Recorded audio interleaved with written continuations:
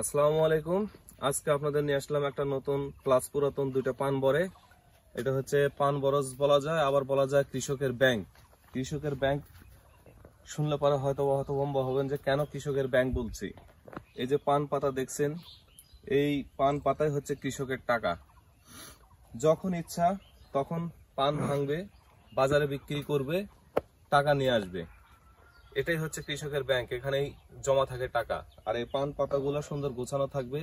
তিনটি সাইজ হবে, বড়, ছোট, মাঝারি।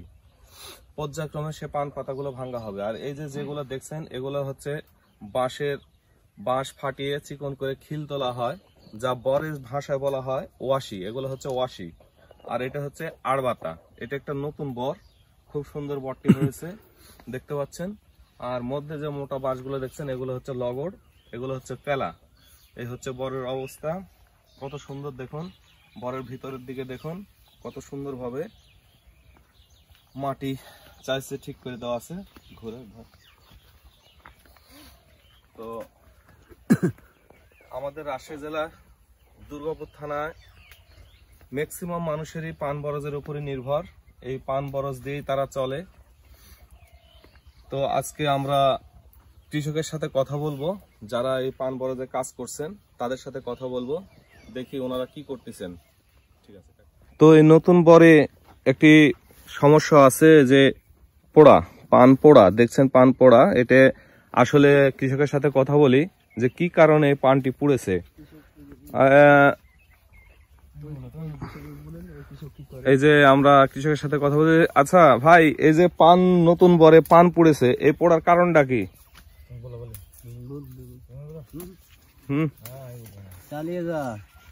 হ্যাঁ, কি কারণে পান পুড়ছে? পান পুড়েছে রোদের তাপমাত্রা, অতিরিক্ত রোদের তাপ, এই জন্য পান পুড়ে গেছে।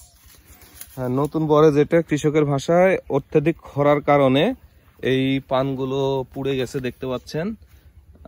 এই যে পুড়ে গেছে। তো যাই হোক, আবহাওয়া এখন ঠিক আছে। আর এটা আবার ওষুধ দেওয়ার যদি গড়মিল হয়, সেই ক্ষেত্রেও এই পান অনেক সময় পুড়ে যায়। তো আজকে কোন সাইজের পান ভাঙতেছেন? এই যে গবের ছোট পান। গবের ছোট পান।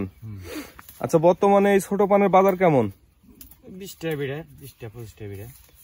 20 টাকা 25 টাকা বিড়ে। আচ্ছা, কয়টা পানে এক বিড়ে হয়? 64 টাকা। 64টা এক বিড়ে। আর কোনো হিসাব আছে? 64 এক বিড়ে, আর হলো 32 বিড়ে এক পোয়া। 64টায় একটা বিড়া হয় পানের গুছানোর পরে। আর সেই 64টা পান একটা বিড়া করে 32টা বিড়া হলে পরে একটা গাদি হয় বা পোয়া হয়। আর এক পোয়া পান এখন বর্তমানে কেমন বাজার বড় ভালো পানের? 4000 4200 বড় পান। আর মাঝারিটা? মাঝারিটা 3000 3200।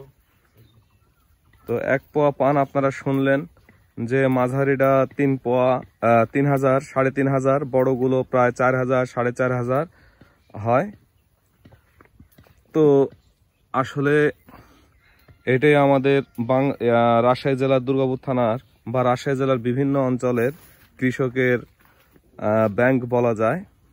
মানুষ যেমন সুইস ব্যাংকে নিরাপদে টাকা রাখে, তেমনি এই দুর্গাপুর থানার কৃষকরাও আপনার পান বরজই তাদের ব্যাংক। এই পান বরজেই তাদের টাকা থাকে। উপরে দেখতে পাচ্ছেন চাল ছাউনি, শোলা দিয়ে এই ছাউনিগুলো দেওয়া। আর এটা দড়ির বর। উপরে যা দেখছেন এগুলো ম্যাক্সিমাম চালটাই দড়ি দিয়ে করা। আর নিচে যেগুলো দেখছেন এগুলো সব বাঁশ, ওয়াশি, লগড়, পেলা। আর পান ভাঙার পরে যে বস্তায় নিচ্ছে, বস্তায় নেওয়ার পরে পানটা বাড়ি নিয়ে গিয়ে গোছা হবে। গোছার পরে বিড়া বান্ধা হবে, গাদি বান্ধা হবে। আর বর্তমানে যে রোগ অসুখগুলো বেশি দেখা যাচ্ছে, এতে মেডিসিন কোম্পানিগুলো কি সহযোগিতা করতেছে না? কোনো সহযোগিতা নাই। কৃষকের তো সব জায়গাতে মরণ। আসলে আমরা ওষুধে গরমিল পাই, সঠিক ওষুধ পাই না। যদিও পাই, তবে একবার কাজ করার পর আর কাজ করতে চায় না, দেখাচ্ছে ডুপ্লিকেট হয়ে গেছে। আসলে কোম্পানিগুলো তাদের লাভের আশায় বিভিন্ন ধরনের ওষুধ মার্কেটে নিয়ে আসে আর কৃষকদের সেটা ব্যবহার করতে বলে, কিন্তু কৃষকরা অনেকটাই বিপদে পড়ে। দেখা যায় যে প্রথম দিকে ওষুধগুলো কাজ করে, কিন্তু পরবর্তীতে সে ওষুধগুলো আর কাজ করে না। এরকম বহুত নতুন নতুন কোম্পানি মার্কেটে আছে।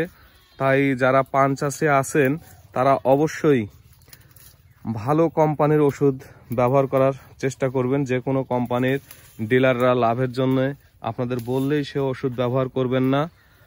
আরও অন্যান্য কৃষক যারা আছে যাদের বর ভালো, তাদের সাথে আলোচনা করে আপনারা অবশ্যই ওষুধ ব্যবহার করবেন, কারণ এটা আপনাদের সোনালী সম্পদ, এটা দিয়ে আপনাদের সব কিছু নির্ভর করে।